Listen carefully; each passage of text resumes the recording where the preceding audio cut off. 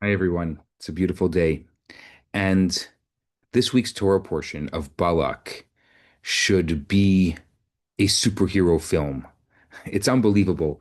And I thought it would be nice to have a conversation about this week's Torah portion, talk about what it means for me and you.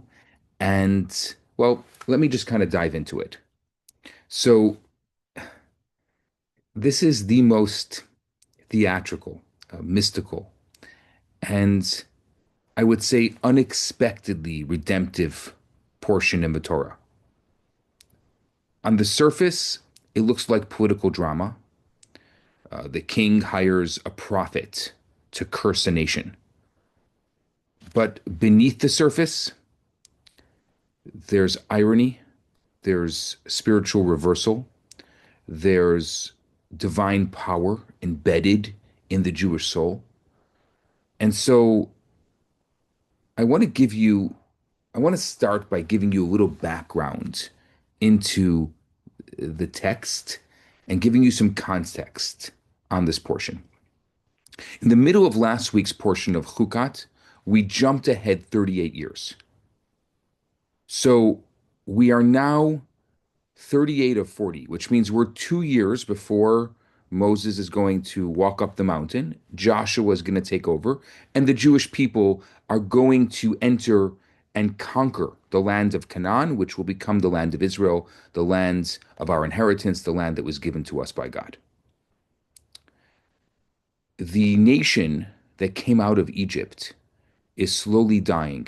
All of them will end up, almost all of them, besides Caleb and Joshua, besides Caleb and Joshua, they will all die in the desert. And so many of them have died already. There's a new generation. And this is the last story of the five books of Moses. Because what's going to happen is after this story, it goes into, some of the sacrifices. Then it's going to go into the journeys, the 49 journeys in the desert for 40 years, which is Matot Maseh. And then the whole Devarim, the whole Deuteronomy is going to be the last conversation, the last speech of Moses to the next generation. So this is really in the narrative, in the story, this is the end of the story. And the story begins last week. The Jewish people, the nation of Israel is on the move. They just defeated Sichon and Og. Sichon and Og were Nephilim. They were giants, literally. They were the children of fallen angels. Just to give you an idea of their size, for example, Og, it says Moses was 10 amot, which is around 15 feet. He had a staff that was 10 amot, about 15 feet, and he jumped 10 amot. So you're talking about 45 feet, and he hit Og in the ankle. They were huge. They were also, besides their physical stature, they were no small-time kings. They were dominant forces in the region, and their fall sends shudders through Moav, through Midian, through all the surrounding nations. But here's what's fascinating. These two, these Sichon and Og, they were actually brothers. They weren't just kings. They were regional superpowers. They were spiritual and physical giants. And they were mafioso. They were charging this kind of mafia style protection tax because a lot of the nations knew that Israel was coming and they were very strong. So Sichon and Og came and said, look, we're giants. You have nothing to worry about. We're going to stand at the border, at the Jordan. The Jewish people will not be able to pass us. And we're going to keep the Israelites out. And we're going to keep everybody safe, but we're going to charge you. So for the past 40 years, these two giants have been charging a tax. And so last week, when the Jewish people topple them, when the children of Israel topple them, the entire security system collapses.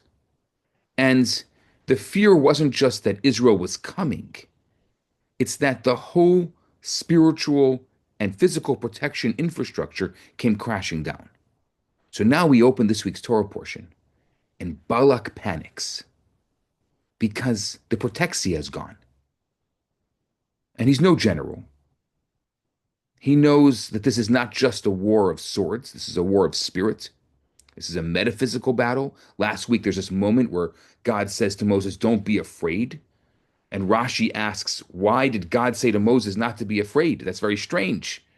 He wasn't afraid by Amalek. He wasn't afraid by Sichon. Why by Og is he afraid? And Rashi says it's because Og saved Lot. Lot was the nephew of Abraham.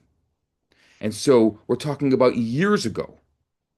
We see Og. I mean, Og is a fascinating character. One of my dreams is I always wanted to make a comic book like based on Og, because he, in the Torah, he spans from Noah all the way to Moses. Can you imagine like looking at the story of Noah, of Genesis, of Abraham, Isaac, Jacob, and then into Moses through the eyes of the nemesis? Anyway, just my thought. So he goes to Abraham and he tells Abraham that his nephew Lot, who was living in Sodom and Gomorrah, was kidnapped. And because of that, Moses thought that Og had spiritual merit. Remember, we're not talking about here. We're talking about up here. We're talking about a higher playing field. So Moses thinks that Og has spiritual merit, and he's worried. And God knows that. So God says to Moses last week, "Don't be afraid." And indeed, he wasn't, and they defeated Og. So now we open up. Balak panics. The Torah opens up Balak. Balak, the son of Tzipor, saw everything that Israel had done to the Amorites. And Moav became terrified of Israel because they were numerous. In fact, because the children of Israel, Moav became sick of their own lives. Moav said to the elders of Midian, "This community of Jews is now going to gnaw away at everything around us, just as an ox in the field eats up vegetation." That's how scared they are. Balak, the son of Tzipor, who was not fit for sovereignty, he had just been appointed, the king of Moab, as Rashi explains. As an emergency measure after Sichon's death, he's appointed. He sends messengers to Bilaam. Now, who is this Bilaam? The funny thing is, Bilaam is not, he's new in the text of the Torah, but he's not actually new to us. There's a lot of fascinating conversation about Bilaam. For example, Pharaoh, the king of Egypt, we're talking about 30, well, more, 78 years ago, right? This is 40 plus 38. I think, yeah, something like that, around 78 years ago. Pharaoh decrees that all of the Jewish babies should be thrown into the Nile. We say it in the Passover Haggadah. How did he make that decree? He actually had three advisors. He had Yitro, who later becomes Moses' father-in-law. He runs away to Midian. Different story. He has Job, and he has Bilaam. Bilaam is a known entity. And it's very interesting. He's a sorcerer. And Balak realizes that he's not dealing on this level. He needs to go on a higher level and curse the Jews. So Bilaam is the guy. He's the leader of the nations. He's the sorcerer of the nations of the world. And he goes to wage this spiritual assault against the Jewish people. If Israel's strength is in their words, if Israel's strength is in their prayers, is in their divine connection, then maybe this spiritual force could unravel them. Now, here's where things get strange. Bilaam is not your average villain. He's complex. He's brilliant. He has prophecy. The Midrash actually says that he could have been greater than Moses. Like that's how strong his prophecy is. But he's extremely corrupt, morally corrupt. He's a man with one eye open to heaven and one eye closed to truth. The commentaries say that he was born circumcised and he had incredible spiritual potential, but he squandered it. And even the Midrash says that Bilaam could have been and wanted to be the redeemer of Israel. He wanted to be Moses. He wanted Moses' job. And when Moses was chosen, Bilaam turned bitter. He was jealous. He was a soul with a calling, but poisoned by ego. So from the outside, he's a prophet, but inside, he's hollow. He was the last of the prophets of the nations, And God spoke to him, but only begrudgingly.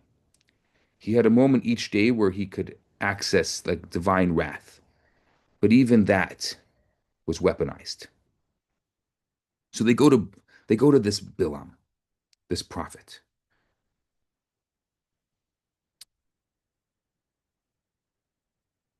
Bilam the son of Beor, at Pesar, which is by the river of Balak's own native land.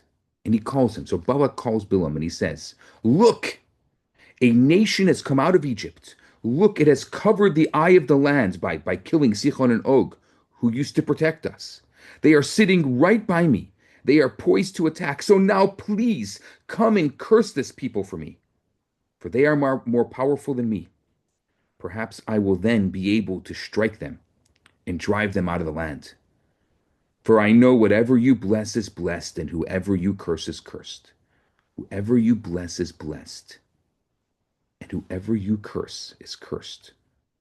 That's what Balak says to Bilam.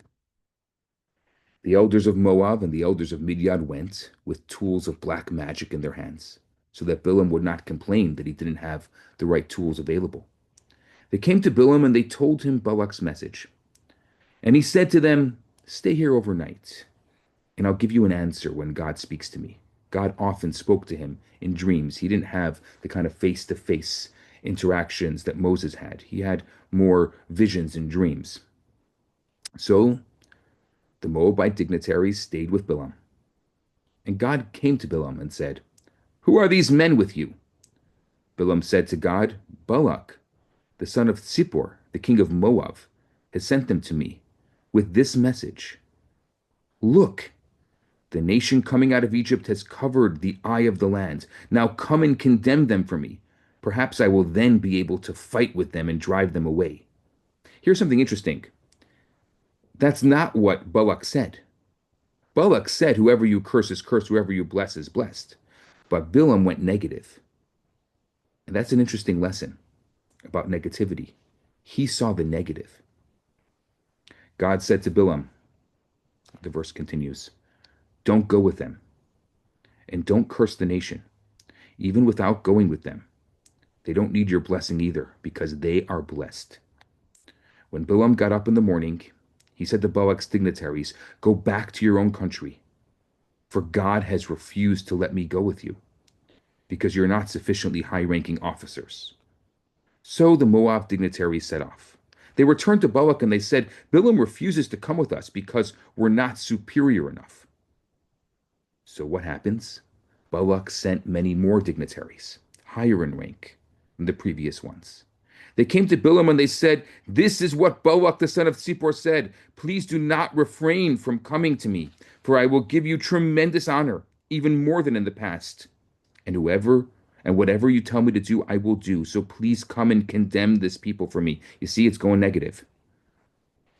Bilam replied, saying to Balak's servants, "Even if Balak would give me his house full of silver and gold, I cannot transgress the word of God. My God, be it a small or large transgression. Now you should also please remain here overnight, and I will know what God will add when he speaks to me." God came to Bilam at night and said to him, "If you feel that the offer of these men will be profitable for you, get moving and go with them. But you must only do whatever I tell you." I think of like those talk shows where you have somebody out in the open and you have somebody in their ear kind of telling them what to do when they do these crazy things. So he goes. Bilam got up in the morning. I'm just reading from the verse. This is from the Torah itself. And he saddled his donkey and he went with the Moabite dignitaries. God was angry that he was going. And so God's angel was placed in the road to obstruct him. He was riding on his donkey, and his two lads were with him. The donkey saw God's angel standing in the road with a sword drawn in its hand. So the donkey turned aside from the road and went into the field. Bilam beat the donkey to get it back onto the road. God's angel stood in the path through the vineyards with a wall on one side and a wall on the other. The donkey saw God's angel, and it pushed itself against the wall. It pressed Bilam's leg against the wall, and he beat it again. God's angel went further ahead and stood in a narrow place where there was no room to turn right or left. The donkey saw God's angel, and it crouched down under Bilam. Bilam became angry and beat the donkey with a stick. God opened the donkey's mouth, and it said to Bilam, "What have I done to you that made you hit me these 3 times?" Bilam said to the donkey, "It's because you've embarrassed me. If I had a sword in my hands, I'd kill you right now." The donkey said to Bilam, "Aren't I your donkey on which you have ridden since you first started until today? Do I normally do this to you?" "No," he said. God opened Bilam's eyes, and he saw God's angel standing in the road with a sword drawn in its hand. He bowed and prostrated himself on his face. God's angel said to him, "Why have you beaten your donkey these 3 times? Look, I have come out to obstruct you because you're hurrying in a journey against my God." When the donkey saw me, it turned away these 3 times. Had it not turned away from me, I would have killed you now and spared the donkey. Bilam said to God's angel, "I have sinned, for I didn't know that you were standing opposite me on the road. Now, if it displeases you, I'll go back." God's angel said to Bilam, "Go with these men, but you may only speak the words which I will tell you to say." And so Bilam went with Balak's dignitaries. Balak heard that Bilam was coming, so he went out towards him to the largest city of Moav, which is on the border of Arnon, at the extreme edge of the border, to show Bilam what important cities he needed to protect. Balak said to Bilam, "Didn't I send you messengers to you to call for you many times? Why didn't you come to me straight away? Aren't I able to honor you properly?" Bilam said to Balak, "Look, at least I've come to you. Do you think I have any power to say anything I want? I will only speak whatever words God puts in my mouth." And Bilam went with Balak, and they came to Kiryas Chatzus. Balak slaughtered an animal and a sheep and sent it to Bilam and his dignitaries. Then in the morning, Balak took Bilam and brought him up to Bamos Baal, and from there he saw part of the people. Bilam said to Balak, "Build me 7 altars and prepare 7 bulls and 7 rams for me." Balak did as Bilam had requested. Balak and Bilam offered up a bull and a ram on each altar. Bilam said to Balak, "Stand with your burnt offering, and I'll go for a walk. Perhaps God will happen to appear to me and show me something that I can tell you." And so then he went off alone. And God happened to appear to Bilam. And Bilam said to him, "I have set up 7 altars corresponding to the 7 altars which the patriarchs built for you. And I have offered up a bull and a ram on each altar." God then placed the words in Bilam's mouth. And Bilam starts an entire parable. I'm not going to go through each of the parables, but he actually does 3 parables, 3 times, 3 locations, 3 altars. And every time, instead of cursing, he blesses. How can I curse whom God has not cursed? He doesn't see the iniquity in Jacob. How goodly are your tents. Matovu alecha, beautiful, beautiful blessing. These beautiful blessings, and each blessing reveals more than Bilam intended. Rashi actually tells us that Bilam wanted to say something else, but God hijacked his voice. It was a spiritual override. The man who tried to curse became the mouthpiece for Israel's greatest praises. It's interesting. I always wondered why did God use Bilam? And so the commentaries say that God used Bilam so the nations couldn't say that had we had prophets like Moses, we'd be righteous too. They had Bilam. They had no excuses. There's also a deeper reason, I think, that Bilam's blessings had to come from the outside. Because when your enemy admits your greatness, it's undeniable, right? What ends up happening after the parables is, I'm skipping the parables. It's the fifth and the end of the fourth, the fifth and sixth Aliyah.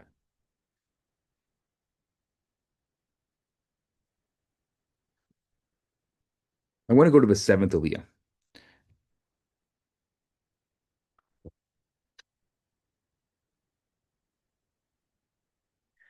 the end of the Torah portion. It says the Jewish people settled in Shittim, and as a result of Bilam's plot, the people began to be immoral. So basically, what happens is Bilam tells them that if yeah, here, the beginning of the seventh Aliyah, I'm going back to my people now, said Bilam. Come, I will advise you how to bring about Israel's downfall. Just tempt them with the immorality of the Midianite woman. Send in the Midianite women. Now I will tell you, and then he goes on. So later, the end of the Aliyah says, the Jewish people settled in Shittim as a result of Bilam's plot. The people began to be immoral with the Moabite girls. The Moabites invited the Jewish people to feasts that they made to their gods, and the Jewish people ate and prostrated themselves to the Moabite gods. Israel thus became attached to the deity Baal Peor. Baal Peor was the craziest.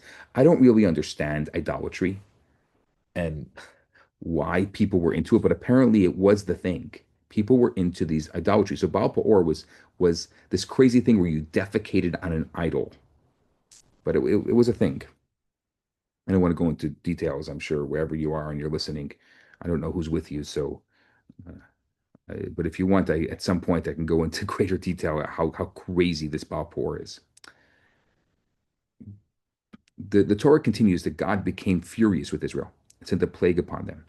And God said to Moshe, take all the leaders of the people to judge those who worshipped idols and hang them before God in the view of the sun so everyone can see.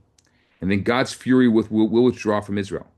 Moshe said to the 88,600 judges of Israel, each of you should kill two men who became attached to Baal Peor. And the Israelite men came and brought an important Midianite woman to his brothers and took her into the tent. We're talking about Zimri ben Salu, who actually was the head of the tribe of Shimon.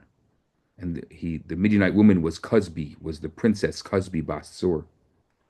And in full view of Moses and in full view of the entire congregation and the children of Israel. Moshe was indecisive because he couldn't recall what the law was in this case. And they were weeping at the entrance of a tent of meeting.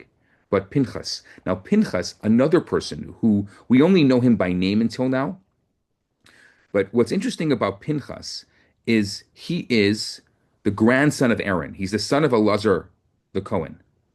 But God said to Moses that Elazar and his kids and future generations would become the Kohanim. But Pinchas was the grandson and he was already alive.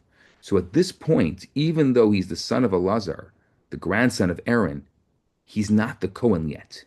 But he becomes the Cohen as a result of what happens. This is the first time we see a certain level of zealotry. Pinchas, the son of Elazar, the son of Aaron the priest, saw what had happened and he remembered the law. He stood up from among the congregation, taking a spear in his hand, and he went into the tent after the Israelite men and pierced the spear through both of them, the Israelite men and the women, right through her lower abdomen, and the plague ceased from the children of Israel, and a total of 24,000 died in the plague. And that's the end of the Parsha. Next week's Parsha will actually start off with his reward, that Pinchas becomes rewarded. Now, just a fascinating note about the beginning of next week's Parsha is right in the beginning, just the third verse. It says that there's going to be a covenant of peace. Now, every single letter in the Torah, there's 305,806 letters in the Torah. Each one has to be perfect. It cannot be smudged or erased, and it can't be broken. But there is one letter that is broken, and that's the Vav in Shalom over here in the beginning of next week's Parsha. The Vav in peace, the middle of the word peace. And I think there's a beautiful lesson here about how I don't want to squeeze olives to get oil. I don't want to have war in order to get peace. We want to have peace without war.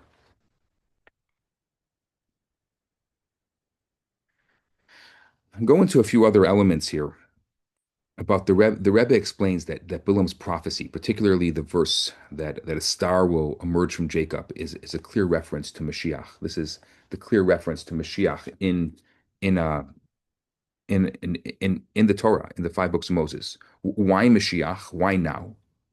Because even in this moment of threat, when Israel's vulnerable and sin is looming just around the corner, God reveals the end of the story from the lips of a corrupted prophet. We hear the final redemption, and Chassidus and Kabbalah um, explain that this is a transformation. This is transformation at its core. That even the klipa, even the negativity, must serve holiness in the end. An interesting note also that as Bilam is leaving, he gives Balak one last piece of advice. He says, "You can't curse them, but corrupt them." And I really think this it's an amazing thing about the secret, right? Because the Jewish people are spiritual people. So physically, you can't go against Sichon and Og. Tried to do it physically, that didn't work. But if you corrupt them, then you're dealing on a spiritual level. He finds a spiritual hack. He knows that God abhors immorality, so he orchestrates a trap. Balak and Bilam send the daughters of Midian and Moav. It says they're dressed in linen garments. That's what the Israelites loved. And they set up stalls to lure the Jewish men. And the older women stood outside and the younger women inside. First, it was just to sell goods, and then flirtation, and then a glass of wine, and then an invitation, and then finally, idolatry. And it worked. The end of the Parsha, 24,000 fell. The plague spread. And the very people who couldn't be cursed by a prophet were nearly destroyed by themselves, by their own desires. The end is that Bilam dies by the sword, not with honor, not with peace. He dies trying to collect his reward for seducing Israel. A prophet is reduced to a villain, a spiritual failure. But what's amazing about all of it, and from the Parsha, and the mystery, I would say, of it all, is that his blessings remain. The commentaries, the rabbis say that from his words, we learn the deepest truths of Israel. We learn what a people we are, a people who dwell alone, that our tents are filled with study, that our tents are filled with prayer, and that our destiny is not bound by the world, by the physical world, but by the heavens. And even Bilam couldn't change that. And so today, I'll end off this thought on the Torah portion that today, the world may try to curse us. A lot of people have a lot to say about us. A lot of people say that we're the reason for a lot of the terrible things in the world, and this is not new. People have been saying this for a long, long time. We've been cursed for generations, attempted curses. A lot of people try to define us. They try to distract us. They try to put us into despair. They try to distort us. But our identity is not up for negotiation. We are loud and proud, and louder and prouder than ever. We are the people of God. And even Bilam had to admit it. Those blessed are those who bless you, he says, and cursed are those who cursed you. So many people have quoted this since Bilam said it. Blessed are those who bless you, and curse are those who cursed you. And when Mashiach comes, may it be today, even the darkness will be forced to bless the light. Hashem should bless each and every one of you. This Sunday, we're entering the 3-week period. It's the 17th of Tammuz is the day that the walls of Jerusalem were breached. And then we enter 3 weeks of mourning until the 9th of Av, when both temples were destroyed and many other terrible calamities befell the Jewish people. This is the time when we focus on hope. This is the time when we focus on who we are. No despair. It's very easy to have despair. Hope is hard, but it's worth it. And this has been the secret of our people for generations. We always hope, we always believe that a better time is coming. We always believe that of a world of peace, a world of Mashiach. Mashiach is a world where we are not in despair, that we are in peace. May this world be today, even before we enter this time of mourning. May that time of mourning starting on Sunday, may it be turned into a time of light, a time of healing, a time of blessing, and a time that is beautiful for all of us.